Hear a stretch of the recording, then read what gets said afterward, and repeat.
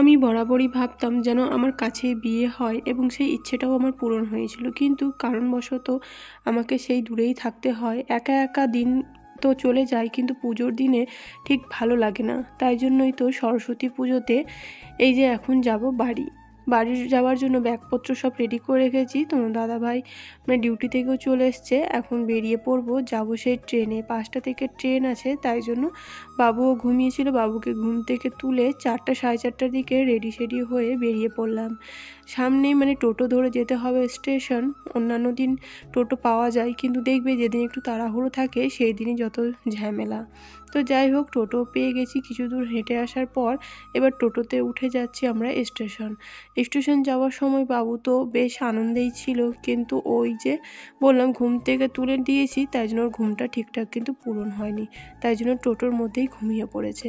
আর এইদিকে দেখো, এই স্কুলটাতে তোমার দাদা ভাই মাধ্যমিক পরীক্ষার ডিউটি করেছিল, সেটাই আমাকে দেখাচ্ছিল। বাবু তো ঘুমিয়ে পড়েছে, এখন বাবুকে নিয়ে যেতে হবে সিঁড়ি দিয়ে সেই ওই পাটটায় 1 নম্বর প্ল্যাটফর্মে ট্রেনটা আসবে। আর আমরা প্রতিবারই যখন স্টেশনে আসি সেই উল্টো যেটা রাস্তা আছে সেই দিক দিয়ে আসি। ট্রেনে যাওয়ার কথা শুনে কিন্তু বাবু ঘুম থেকে উঠে গেছে, আর সকাল থেকেই তাড়াহুড়োর মধ্যে আছি যে কখন সব কাজগুলো কমপ্লিট করতে পারবো আর বাড়ি যেতে পারবো। তাই জন্য একটুকু বসে নেই, সেই সকাল থেকে যে উঠেছি, খাওয়া দাওয়া করে রান্না করা সব বাসনপত্র মেজে ঘুষে তারপরে তো আসতে হবে, তাই না? একার সংসার, বুঝতেই পারছো। তারপরে এই যে খিদে পেয়ে গিয়েছিলো, আর ট্রেনটা অতিরিক্ত লেট করছিল, যেখানে দাঁড়াচ্ছে তো দাঁড়াচ্ছেই। লোকাল ট্রেন, বুঝতেই পারছো, আর ট্রেনটা পুরো ফাঁকাই বলতে পারো। তো তোমার দাদাভাই বললো যে এখন একটু ঝালমুড়ি খাওয়ার ইচ্ছা করছে, তাই জন্য এখন একটু ঝালমুড়ি নিয়ে নিলাম।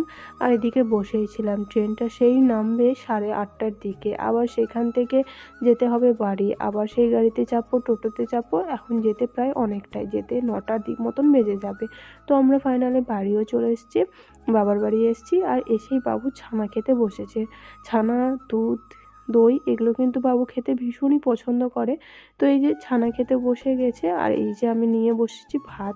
মনে হয় যে কতদিন থেকে ভাত খাইনি, নিজের হাতে রান্না খেয়ে খেয়ে বোরিং হয়ে যায়। তাই জন্যই মা মাছের ঝোল, বাঁধাকপি তরকারি, চাটনি, শাক এগুলো রান্না করে রেখেছিল। তো আমি রুটি না খেয়ে আমি ভাতই খেয়ে নিলাম, আর তোমার দাদাভাই খেলো রুটি। তো যাই হোক, সকালে ঘুম থেকে উঠেই বাবু ছাদে চলে এসছে, ছাদে এসেই নাকি মুখ হাত ধুবে।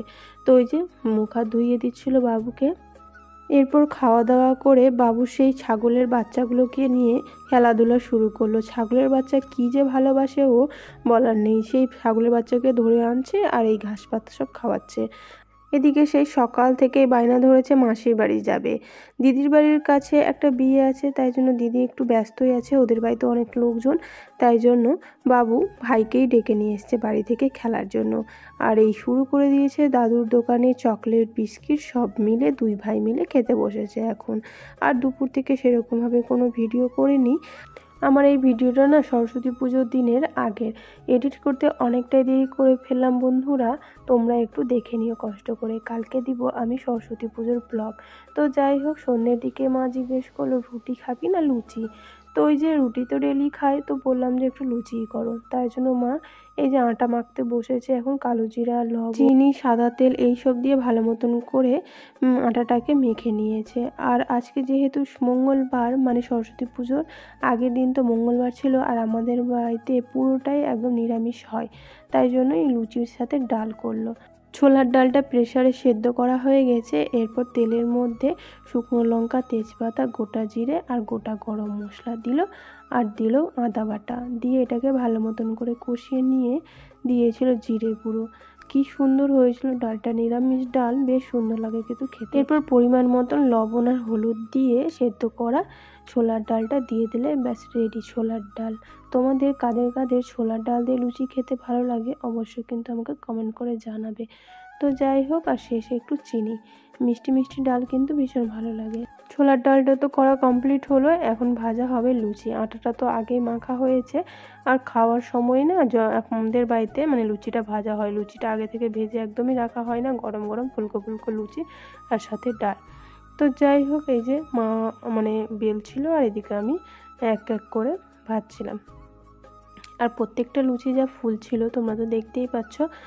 তো এইভাবে আমাদের আজকের রাত্রের খাবারটা পার হলো। আর আজকের ব্লগটা খুবই একটা ছোট্ট মিনি ব্লগের মতন করা হয়েছে, মানে বেশি বড় ব্লগ না। এখানে আমার এডিট করে আর তোমার ওই যে দিতে নেট প্রচুর খরচা হয়, আর এখানে তো সেইভাবে ওয়াইফাই নেই আমার, তাই জন্যই।